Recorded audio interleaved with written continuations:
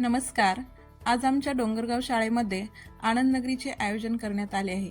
त्यानिमित्ताने पालकही आमंत्रित. सर्व पालकांचे आमच्या आनंद नगरीमध्ये हार्दिक स्वागत. पीजे काका यांच्या हस्ते कार्यक्रमाचे उद्घाटन करण्यात आले. या कार्यक्रमास गावातील सर्व नागरिक उपस्थित होते. सर्वांचे पुनश्च एकदा धन्यवाद. शाळेमध्ये लावलेले विविध स्टॉल पाहण्याची उत्सुकता गावकऱ्यांमध्ये निर्माण झालेली आहे. पालक हो, आपणच आमच्या विद्यार्थ्यांचे ग्राहक आहात. चला खरेदी करूया. ग्रंथालयाची पाहणी करताना गावातील ज्येष्ठ नागरिक. आपल्या खाद्यपदार्थांची कुणीतरी खरेदी करावी अशी चिमुकल्यांच्या मनामध्ये अपेक्षा. ही आमची आनंद नगरी विविध खाद्यपदार्थांनी सजलेली आहे.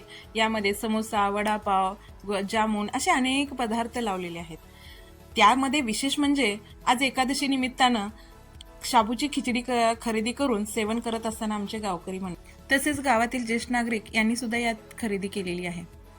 सध्या उन्हाची तीव्रता असल्यामुळे तरुण मंडळींनी या टरबूजाला पसंती दिली आणि गोरख भैयांनी तर घरच्यांसाठी टरबूज खरेदी केले. विद्यार्थ्याला इजा होऊ नये म्हणून पालकांनी टरबूज कापण्यात मदत केली.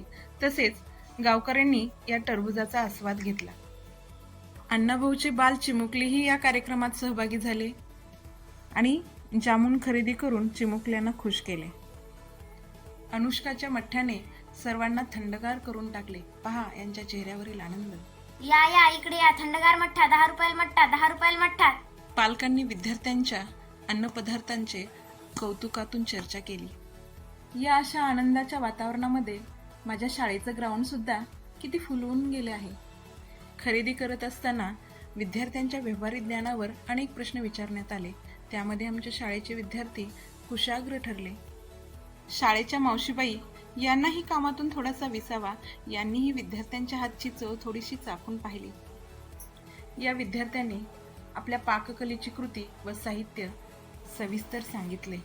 त्याचबरोबर बाबा सुद्धा आपल्या आनंद नगरीत आनंद घेत आहेत.